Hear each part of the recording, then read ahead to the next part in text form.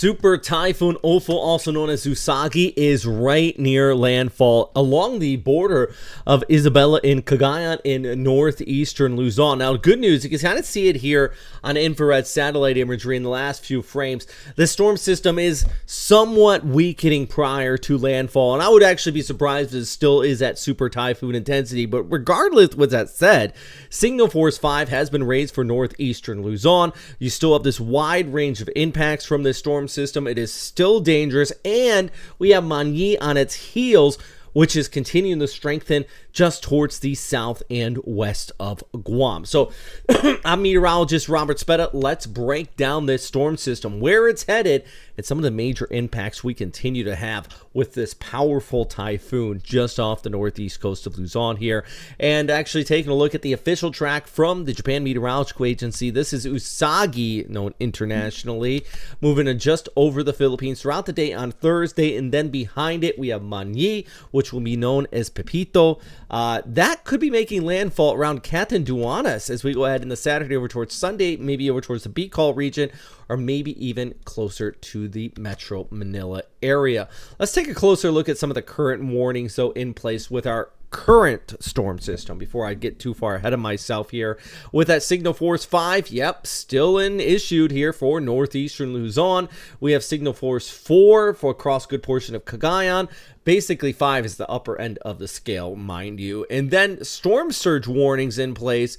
And I think the highest threat of storm surge is really, of course, going to be in the Batanes Islands, but more so with those winds wrapping and around ahead of the storm along the mouth of the Cagayan River around Apari, because that water flow is trying to escape from the last several storms. And then on top of that, you have that storm surge coming in. It's a full moon, so at high tide, flooding for sure going to be an issue, with an additional 200 millimeters of a torrential rainfall across parts of Cagayan and Isabela. And mind you, the Cagayan River is still high from Typhoon Anika. It continuing to run high out there. So there's just this barrage of different impacts being felt here for our friends across the Philippines. I mean, especially for our friends across here in northern Luzon and into Cagayan over towards Isabela. But inner core of this storm system continuing to wrap up and continuing to strengthen as it comes on shore. And we can actually take a little bit closer of a look here at the time frame.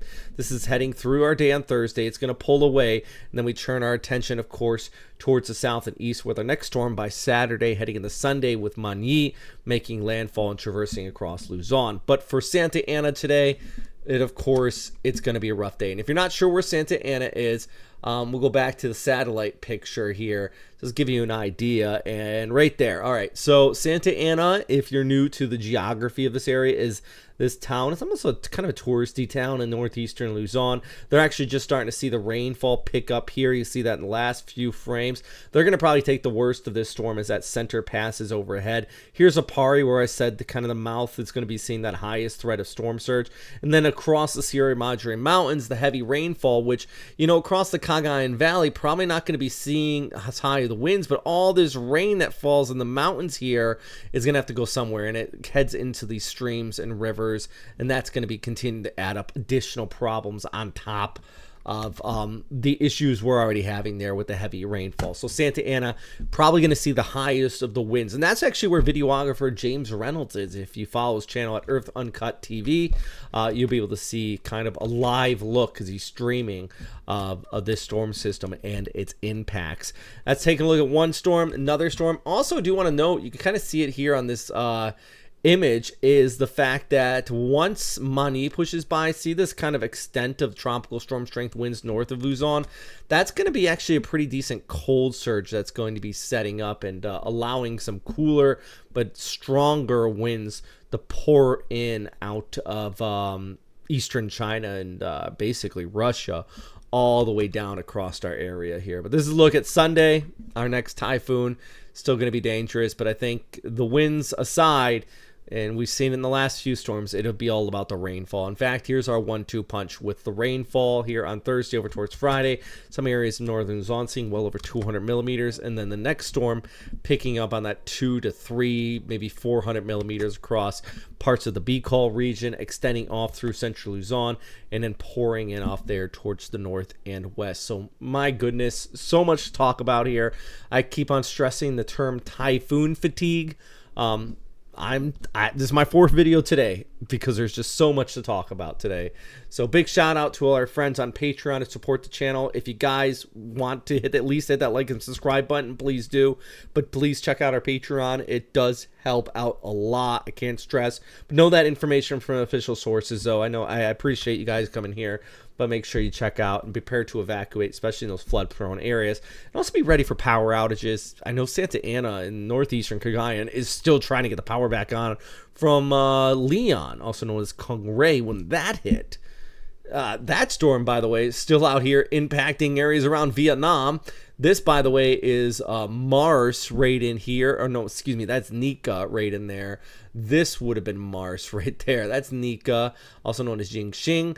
We have our current storm, and then the next one right in there. Oh, gosh. This is the first time in recorded history, the 1950s is when records began, that we had at one point 4 actively named typhoons in the Western Pacific in November.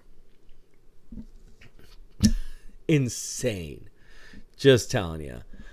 So we've still got another storm after this one, which is currently making landfall. So naturally, I will be here. I'm going to do my best to keep you all posted on this. And yeah, we're going to continue to monitor it as this next one comes through, the subsequent storm surge, all the other different impacts that are going to be had with this. So if you have any questions, please let me know. But number one thing, of course, as always, friends, is please stay safe out there as we watch this super typhoon come on shore today.